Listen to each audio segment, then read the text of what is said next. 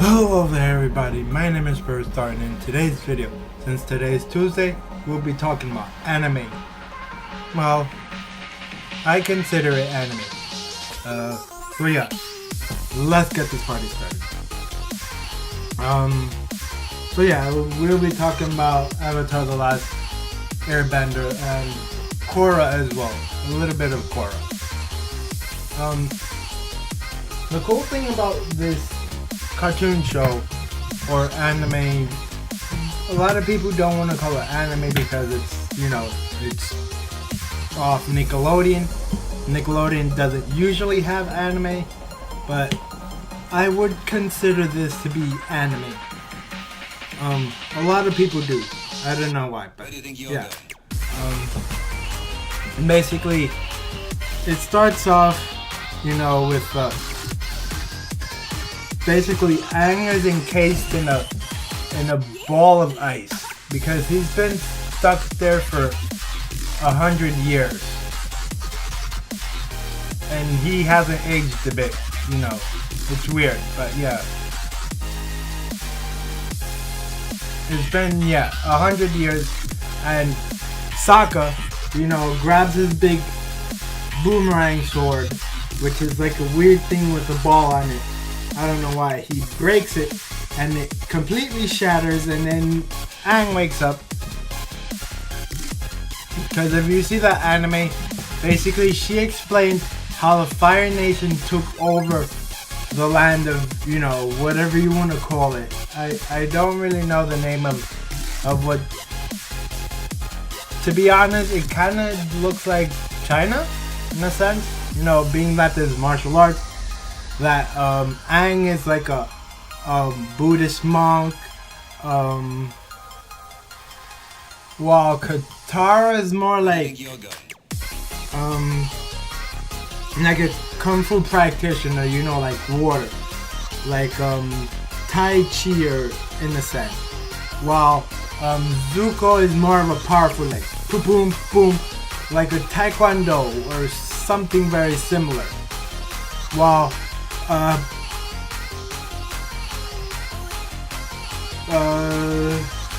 remember her last name is Beifong, but Toph, she's blind, and her style is like a hard style of kung fu. You're like boom, you know, like that. Some kind of hard style of kung fu, because there's soft style and hard style. Hard style is more, you know, not like karate, you know, a little more fluent than karate, because karate is very stiff movement, like you know, like very hard movement, very hard kicks, you know.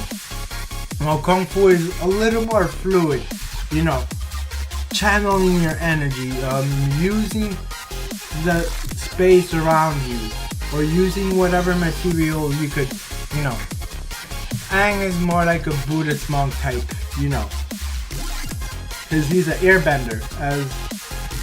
So each style has, each bending has its own style. Like fire bending is more, you know, like karate in a sense. So basically, he's encased in ice, and Sokka breaks it apart, and they finally see that he's an avatar. He's basically the last airbender. So basically his job is to save the world from the Fire Nation that took over years ago.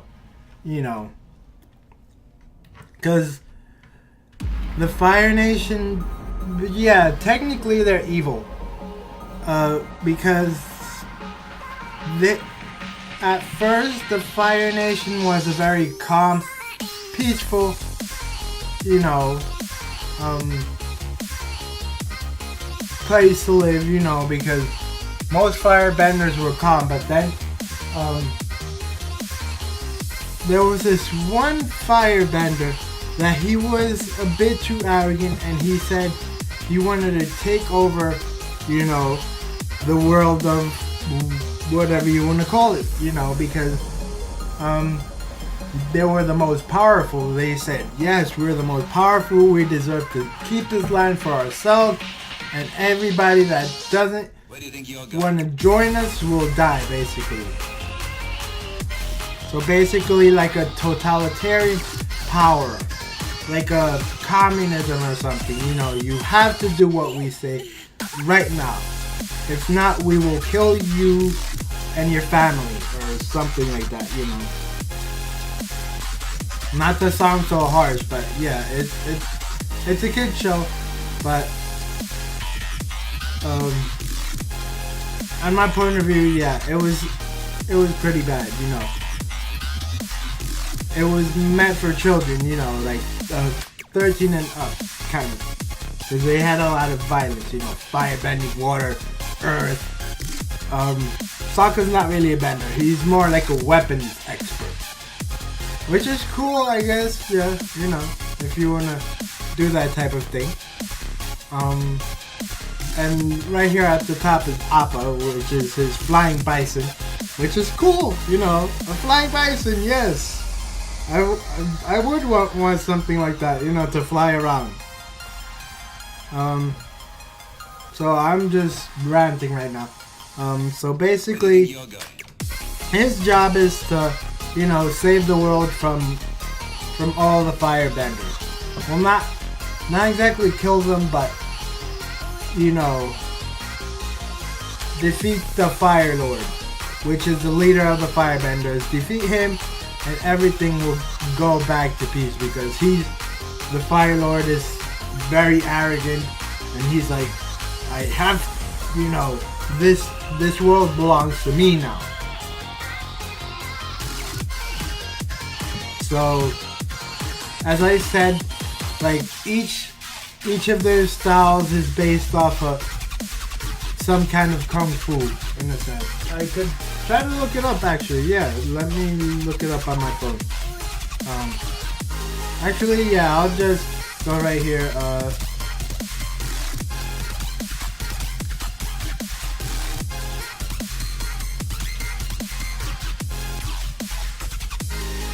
Here we go. Yes, here, wow, yeah, perfect. This would be perfect right about now. They explain how these styles are. So basically, water bending is Tai Chi, earth bending is Hungar Kung Fu, fire bending is Northern Shaolin Kung Fu, and air bending is Oh, interesting. And I thought air bending was Shaolin Kung Fu, but yeah.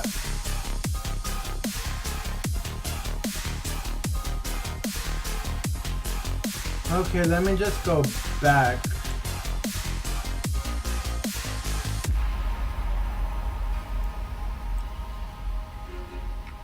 Okay, let's just look it up. Okay, here we go.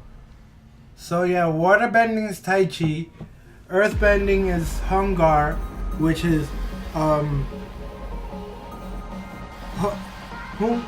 Hungar,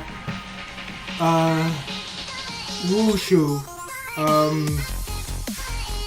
basically is, you know, the crane.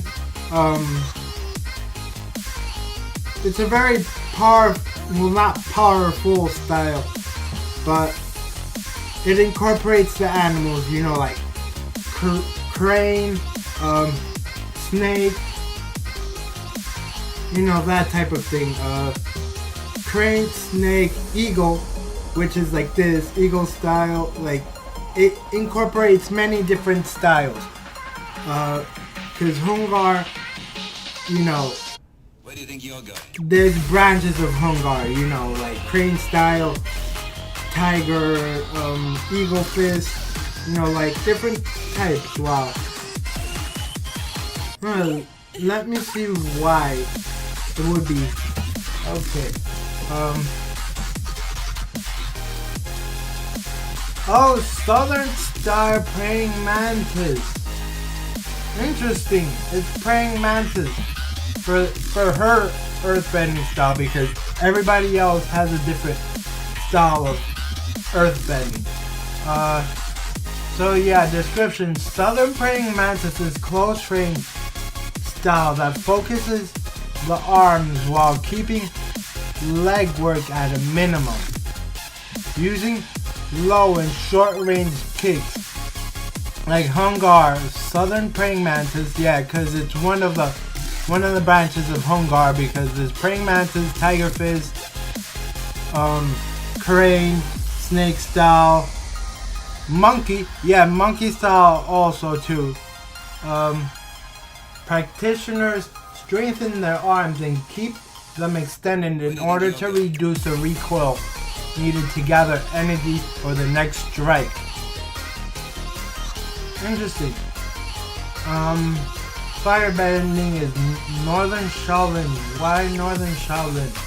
Northern Shaolin is an external style based on extending the body and long, aggressive techniques that explode and drive through the opponent.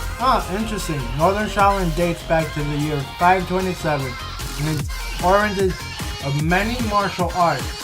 Many of the Shaolin movements come from nature, utilizing the behaviors of various animals and the 5 Chinese elements: wood, fire, earth, metal, and water. Shaolin teaches students to use their energy to penetrate their opponents, sending them forwards thousands of miles. Northern Shaolin fists are art of firebending because, like fire, it is aggressive, expanding, and interesting. Northern Shaolin, because basically Southern Shaolin is a little more passive. Northern Shaolin, which is basically north of China, they do basically like demonstrations, you know, they're very fluent and they go, you know, kind of circular type, but with a lot of power, you know, like they spin around, well, not spin around, but have, you know, kind of dynamic power, you know, like I kind of could give a demonstration, but I don't practice Shaolin, but I've seen how they move, you know, they're like powerful, you know, while Earth style and Fire style, they're both strong, like physical, like boom, boom, boom, boom, boom, boom, you know, that type of thing, while airbending and waterbending are soft style, you know, go with the flow, you know, push and pull, as Katara does, you know, like as if you're actually waterbending, because when you practice Tai Chi, it's kind of push and pull, but, you know, focus, you know, calmness, you know, take the chi energy, manipulate it, and then just go in and out, you know, very soft style. And as for airbending, Baguazhang, which is an internal style like Tai Chi, based around the 8 trigrams of the yin yang. They're correct with that. Baguazhang literally translates into 8 trigrams palm. It's yeah, let me just read it. Translate into 8 trigrams palm. These can refer to the 8 animals of Bagua movement based on the lion, snake, bear, dragon, phoenix, rooster, cheating, and monkey. Cheating is a mythical creature, you know, which is kind of like a dragon. Yeah, it doesn't fly, it stays on the ground. It almost has a head like a lion and a dragon put together, kind of like that. Circle walking is used to train stance and movement. This teaches the practitioners how to move and change direction without pausing or losing momentum, as well as staying behind the opponent's back. The tactics used to outflanking and outmaneuvering. The inverse of Tai Chi, Bagua surrounds the opponent and delivers energy inwards. The Bagua style of Kung Fu is what helped our favorite Avatar Aang fight with the forces of Fire Nation. Using its array of circular whirlwind motions, Aang is able to defend himself and his friends. That's actually pretty accurate.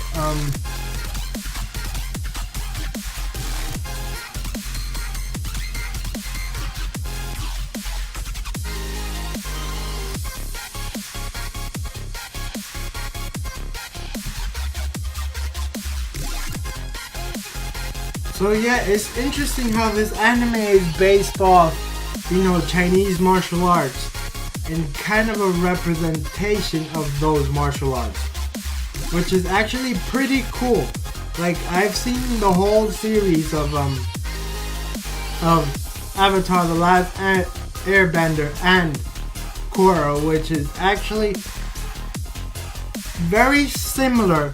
The only difference is that in Korra, the martial arts she practices is very similar to Kung Fu, but a little more advanced, because it's probably based off the history of Kung Fu in a sense. Korra being the next Avatar,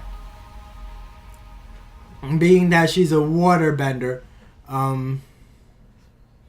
she has to learn all four styles. Like firebending, earthbending, water, and, well, not water, she's very fluent, with water,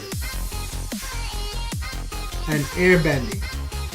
So basically, it's a little more advanced because the history kind of advances,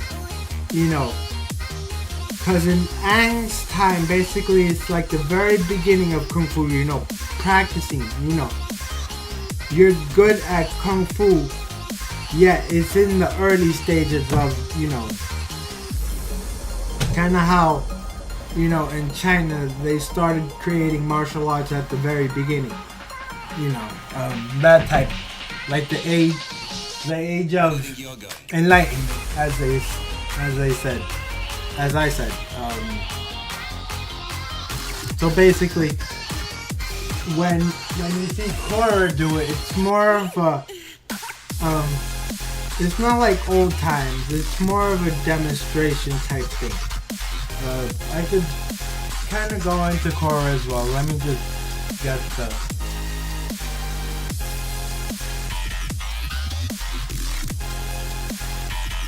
Okay.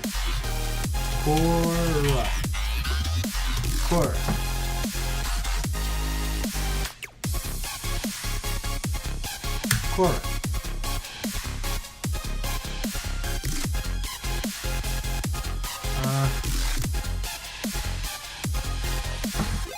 Legend of Korra, sorry.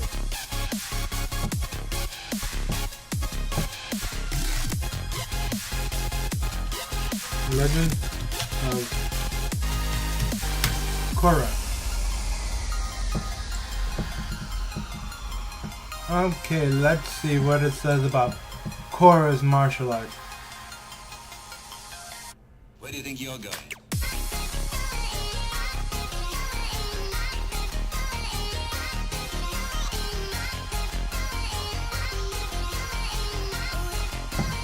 Legend of Korra martial arts style.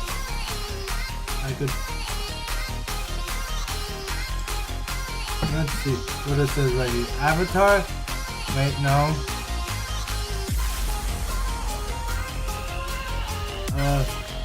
Legend of Korra, however, defines more of a straightforward use of bending.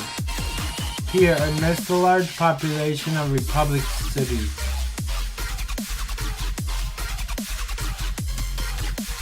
More of a sport? Okay.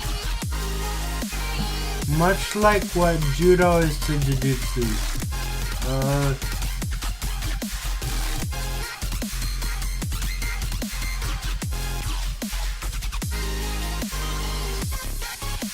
Modern mixed martial art. Oh, wow.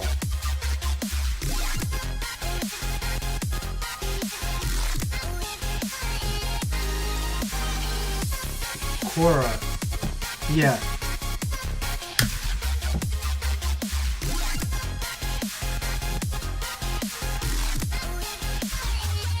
Legend. What styles of martial art?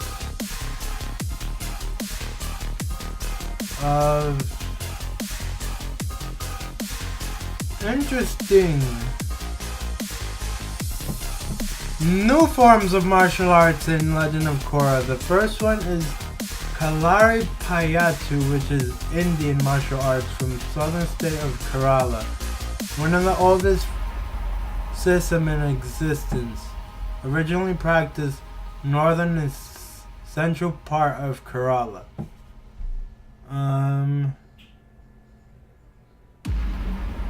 I have no idea. Drunken boxing. Made famous by Jackie Chan, okay?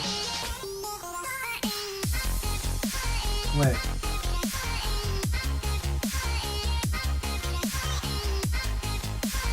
Huh?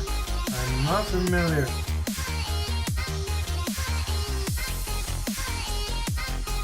Huh? Yeah, I'm gonna check out this video, see what this is.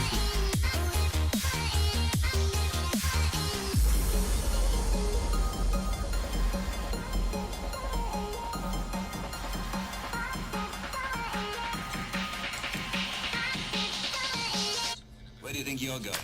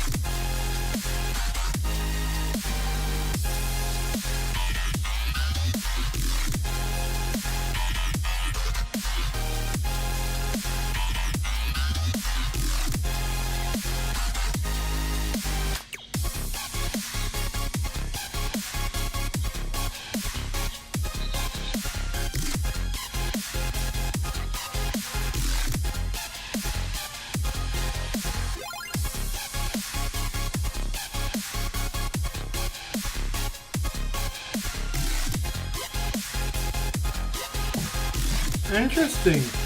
I'm watching this martial arts thing, which is okay, actually. Let's just go back. Okay. Where do you think you're going? So basically the first style is called Kalari Payattu, which is Indian. Includes kicks, grappling, preset forms, weaponry, and healing methods. Second style is drunken boxing.